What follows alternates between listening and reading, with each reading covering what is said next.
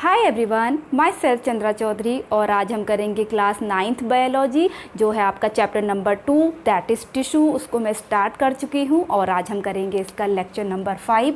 In previous video lecture we have completed plant tissue. Plant tissue हम complete कर चुके हैं और आज हम करेंगे एनिमल टिश्यू। हम स्टार्ट करने वाले हैं। तो एनिमल टिश्यू की अगर मैं बात करूँ तो ये 4 टाइप्स के हैं आपके।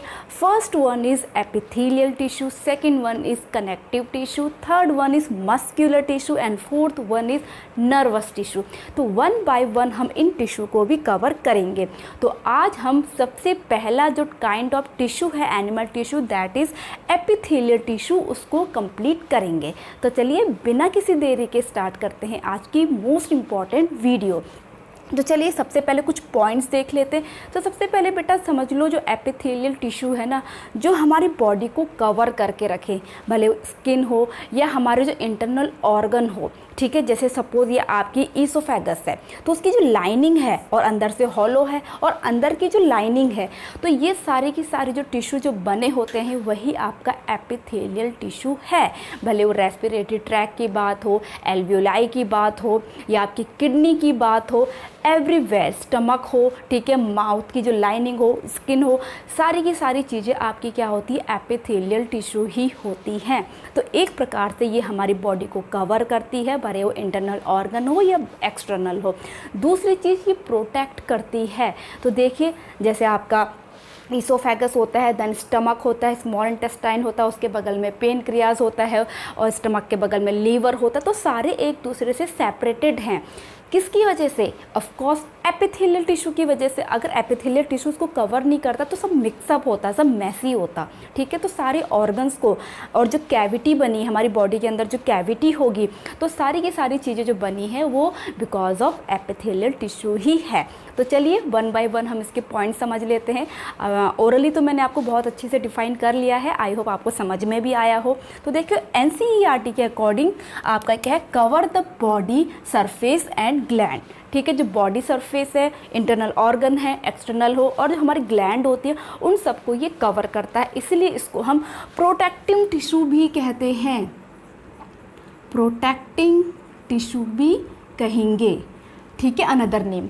अब आपका नेक्स्ट है it is covering and protecting tissue. जो मैंने अभी बात बोली, कवर कर रहा है और प्रोटेक्ट भी कर रहा है। तो protecting tissue covers most organ and cavities I have told you earlier, and after that it form barrier to keep separate different body system। आपका जो रेस्पिरेटरी सिस्टम है, सर्कुलेटरी सिस्टम है, डाइजेस्टिव सिस्टम है या भले उनके पर्टिकुलर ऑर्गन्स है, सबको सेपरेट करता है, ठीक है। उसके बाद नेक्स्ट है the cells are tightly packed form a continuous sheet. Continuous sheet बना रहा है, जैसे मैंने ईसोफेगस का आपको एग्जाम्पल, तो एक कंटिन्यूस सीट है, कोई गैप नहीं है। तो दैट मीन्स इसमें जो सेल्स के बीच में एक सीमेंटिंग लाइक मटेरियल होता है और ऑलमोस्ट नो इंटरसेलुलर स्पेस होता है, ठीक है। इसमें हम एक पॉइंट और लिख सकते हैं, नो इंटरसेलुलर स्पेस, ऑलमोस्ट, ठीक है, कोई भी इंटरसेलुलर स्पेस नहीं होता है, कंटिन्यूस सीट बनाता है। आई होप आपको इतनी बात समझ में आ गई हो। चलिए अब बात करते हैं इसके टाइप्स की, ठीक है। यहाँ पर हमने टाइप्स किए हुए हैं, ओके। तो there are 4 types of epithelial tissue. First one is simple, जिसे हम स्क्वामस टिश्यू भी कहते हैं, ठीक है। अनदर नेम क्या होगा उसका? Squamous. Second one stratified, third one is columnar, means pillar like. ये क्या होते हैं आपके?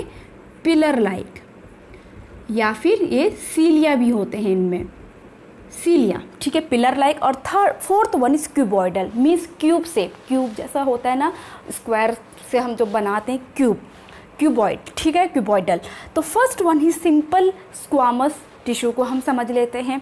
तो देखिए सिंपल स्क्वामस क्या है, यहाँ पर मैंने ड्रॉ बनाया है। तो जो मैंने रेड कलर की लाइन बनाई है वो बेस है और उसके ऊपर बहुत ही थिन स्किन आपकी लेयर होती है बहुत ही ज़्यादा डेलिकेट होती है, बहुत ही ज़्यादा थिन होती है। क्या? Squamous tissue.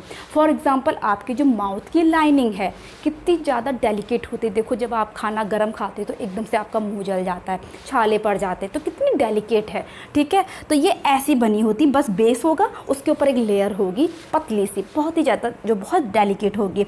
तो cells are extremely thin and flat, form a delicate lining, जैसे कि मैंने अभी आपको बताया।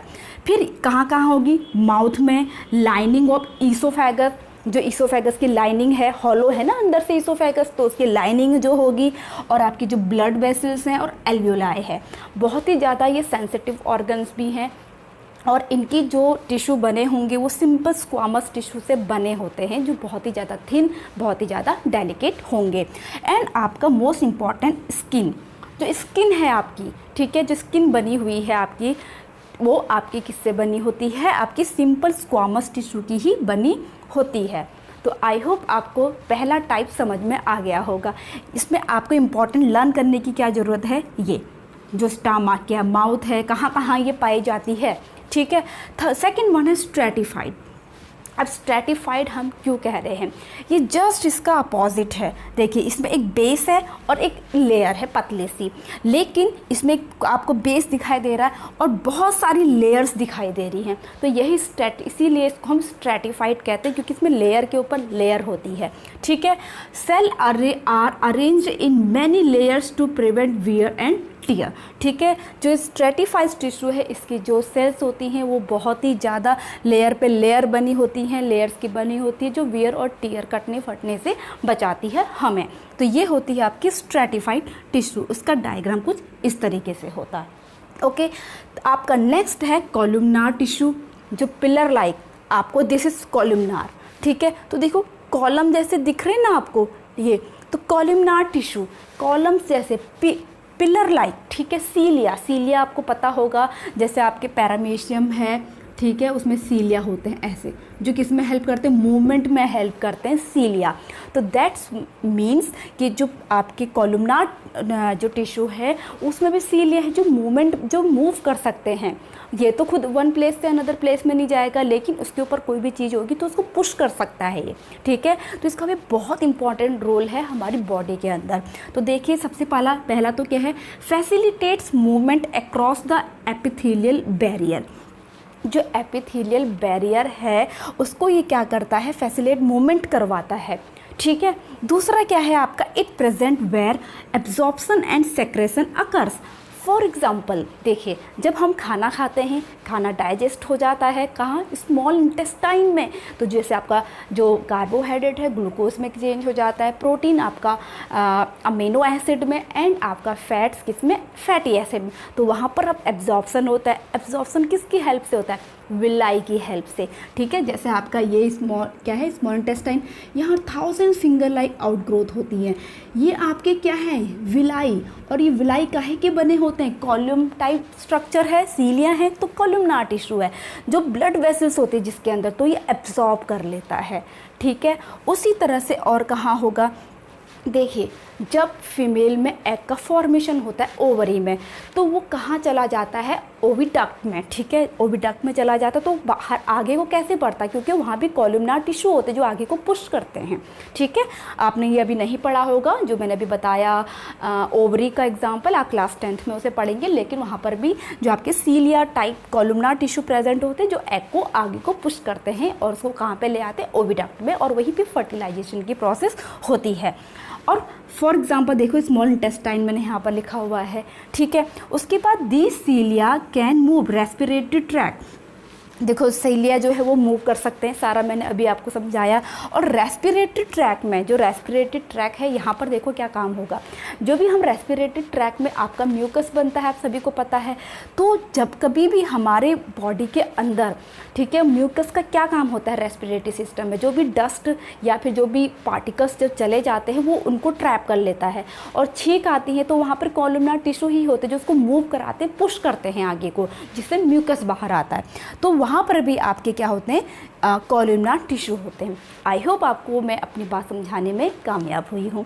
उसके बाद नेक्स्ट है आपका क्यूबॉइडल। क्यूबॉइडल का ये है आपका क्यूब जैसा, देखो क्यूब जैसा स्ट्रक्चर है।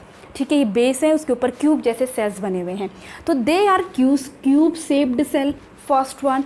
Second one is form lining of kidney, very important, ठीक है, किडनी की जो ट्यूब्यूल्स होते हैं उसकी लाइनिंग। और duct of salivary gland, salivary gland आपकी यहाँ प्रेजेंट होती है, जिसमें से स्लाइवर निकलता है, जिसमें स्लाइवरी एमाइलेज होता है जो आपके खाने के साथ मिक्स होता है, ठीक है, जो उसको लार भी कहते हैं, और आपका जो कार्बोहाइड्रेट होता है उसको पार्शियली डाइजेस्ट करता है। तो उसकी लाइनिंग डक्ट मतलब जिसमें से बाहर आता है, एक नली टाइप की, तो उसकी लाइनिंग आपके क्यूबॉइडल टिश्यू की बनी होती है। ये बहुत इंपॉर्टेंट है, एग्जाम में आ सकता है कि क्या कौन सी है। प्रोवाइड मैकेनिकल सपोर्ट, और ये क्या करेगा, मैकेनिकल सपोर्ट को प्रोवाइड करेगा, ठीक है। तो ये था आपका एपिथेलियल टिश्यू। और इम्पॉर्टेंट चीज़ देखिए, क्योंकि सारी ये आउटर कवरिंग जो बनी है वो एपिथेलियल टिश्यू की है, तो ये चीज़ों को, ये परमेबल का काम भी करता है, परमेबिलिटी होती है इसमें, परमेबिलिटी, ठीक है, परमेबिलिटी, ठीक है। परमेबिलिटी मतलब चीज़ों को जो एब्जॉर्ब्स करेगा, जो या फिर क्या करेगा, बाहर इन और आउट जो चीज़ें होती हैं through the process of diffusion, तो ये आपके उसमें एपिथेलियल टिश्यू ही होता है।